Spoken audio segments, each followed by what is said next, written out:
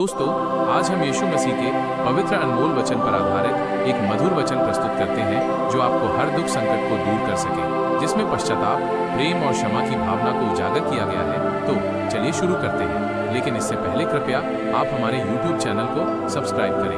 धन्यवाद। जय यीशु।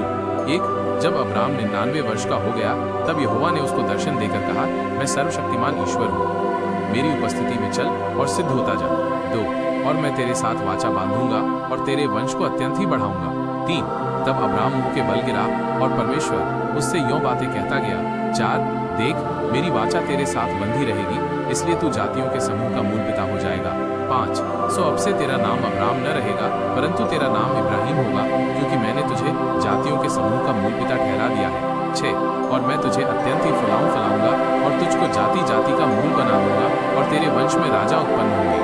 7 और मैं तेरे साथ और तेरे पश्चात पीढ़ी पीढ़ी तक तेरे वंश के साथ भी इस आशय की युग युग की वाचा बांधता हूँ कि मैं तेरा और तेरे पश्चात तेरे वंश का भी परमेश्वर रहूंगा।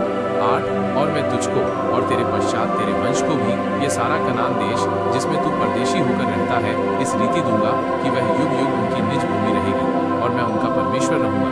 9 फिर परमेश्वर ने इब्राहिम से कहा, तू भी मेरे साथ बांधी हुई वाचा का पालन करना, तू और तेरे पश्चात तेरा वंश भी अपनी अपनी पीढ़ी में उसका पालन करे। 10 मेरे साथ बांधी हुई वाचा जो तुझे और तेरे पश्चात तेरे वंश को पालनी पड़ेगी, सो ये है कि तुम में से एक एक पुरुष का खतना हो। 11 है, तुम अपनी अपनी खलड़ी का खतना करा लेना, जो वाचा मेरे और तुम्हारे बीच में है उसका यही चिन्ह होगा।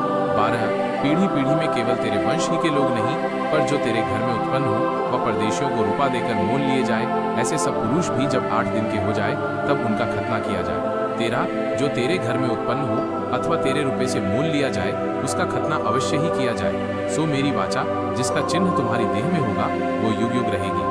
14 जो पुरुष खतना रहित रहे, अर्थात जिसकी खलड़ी का खतना न हो, वह प्राणी अपने लोगों में से नाश किया जाए, क्योंकि उसने मेरे साथ बांधी हुई वाचा को तोड़ दिया। 15 फिर परमेश्वर ने इब्राहिम से कहा, तेरी जो पत्नी सारे है उसको तू अब सारे न कहना, उसका नाम सारा होगा।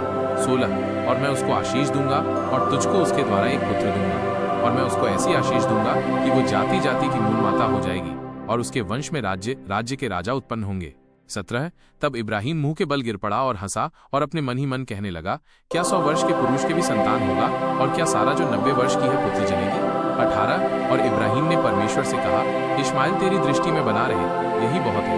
19 तब परमेश्वर ने कहा, निश्चय तेरी पत्नी सारा के तुझसे एक पुत्र उत्पन्न होगा और तू उसका नाम इसहाक रखना, और मैं उसके साथ ऐसी वाचा बांधूंगा जो उसके पश्चात उसके वंश के लिए युग युग की वाचा होगी। 20 और इश्माइल के विषय में भी मैंने तेरी सुनी है, मैं उसको भी आशीष दूंगा और उसे फलाऊंगा और अत्यंत ही बढ़ा दूंगा।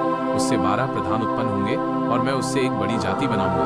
21 परंतु मैं अपनी वाचा इसहाक ही के साथ बांधूंगा जो सारा से अगले वर्ष के इसी नियुक्त समय में उत्पन्न होगा। 22 तब परमेश्वर ने इब्राहिम से बातें करनी बंद की और उसके पास से ऊपर चढ़ गया। 23 तब इब्राहिम ने अपने पुत्र इश्माइल को उसके घर में जितने उत्पन्न हुए थे और जितने उसके रुपए से मोल लिए गए थे, निदान उसके घर में जितने पुरुष थे, उन सबों को लेके उसी दिन परमेश्वर के वचन के अनुसार उनकी खलड़ी का खतना किया।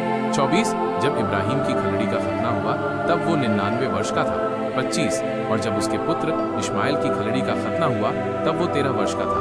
26 इब्राहिम और उसके पुत्र इश्माइल दोनों का खतना एक ही दिन हुआ। 27 और उसके घर में जितने पुरुष थे जो घर में उत्पन्न हुए तथा जो परदेशियों के हाथ से मोल लिए गए थे, सबका खतना उसके साथ ही हुआ। अगर आपको ये अनमोल वचन अच्छा लगे तो हमारे YouTube चैनल को सब्सक्राइब करें। धन्यवाद।